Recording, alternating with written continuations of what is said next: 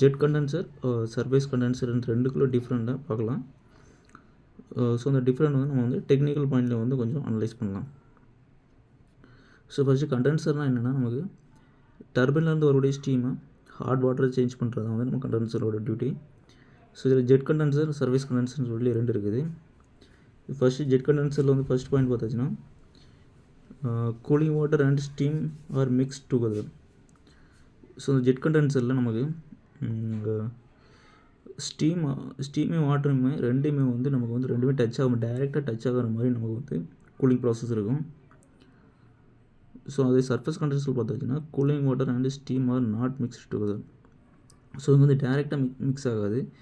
Water நமக்கு வந்து cooling water வந்து ஒரு டியூப்பில் விட்டுருப்போம்.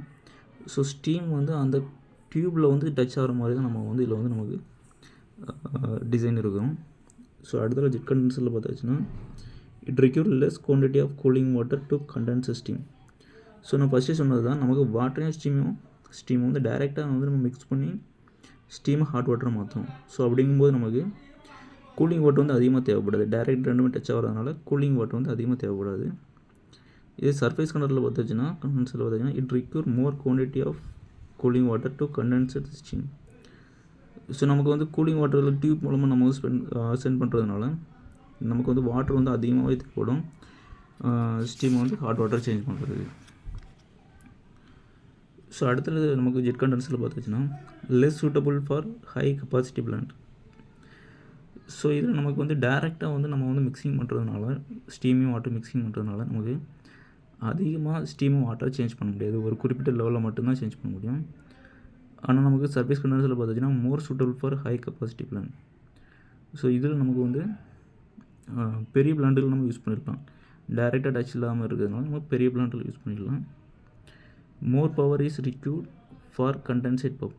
அதாவது நமக்கு வந்து ஜெட் கண்டென்சரில் பார்த்தாச்சுன்னா, நமக்கு ஸ்டீமை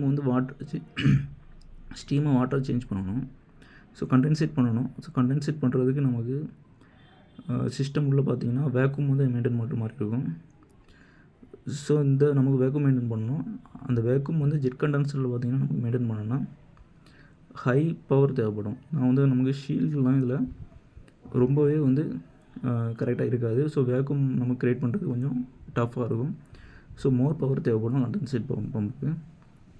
அதே சர்ஃபேஸ் கண்டென்சரில் பார்த்தாச்சுன்னா நமக்கு கண்டென்சேட் பம்புக்கு வந்து லெஸ் பவர் தான் தேவைப்படும்.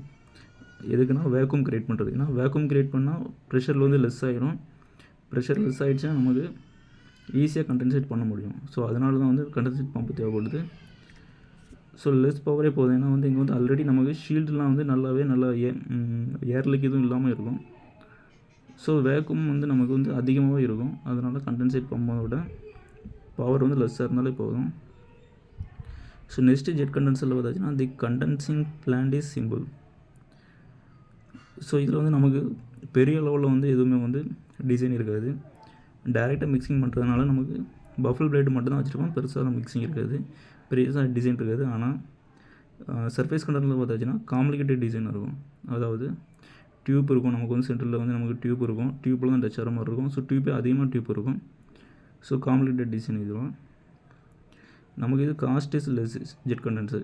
ஃபஸ்ட்டே சொன்னது நமக்கு வந்து பார்ட்ஸ் அதிகமாக இருக்காது. ஸோ பார்ட்ஸ் கம்மியாகிடுச்சுனால காசு வந்து கம்மியாகிடுது.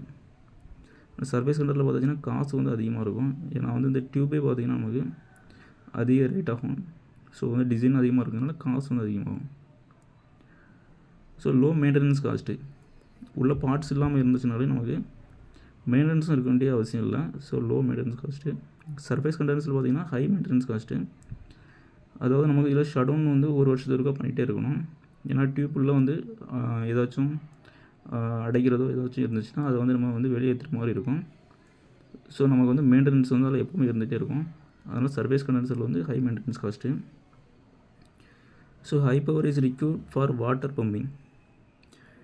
நமக்கு ஜெட் கண்டென்சரில் பார்த்திங்கன்னா வாட்டரை பம்ப் பண்ணால் மட்டும்தான் பம்ப் பண்ணியாச்சு, நல்லா ஹை ஸ்பீடில் பம்ப் பண்ணியாச்சுன்னா வாட்டரும் ஸ்டீமும் வந்து நமக்கு வந்து டச் ஆகி ஸ்டீம் வந்து ஹாட் வாட்டர் சேஞ்ச் ஆகும். ஸோ அதுக்கு ஹை பவர் தேவைப்படும். சர்ஃபேஸ் கண்டென்சரில் நமக்கு வந்து அந்த மாதிரி அதிக ஸ்பீடில் வந்து பம்ப் பண்ண வேண்டிய அவசியம் இருக்குது.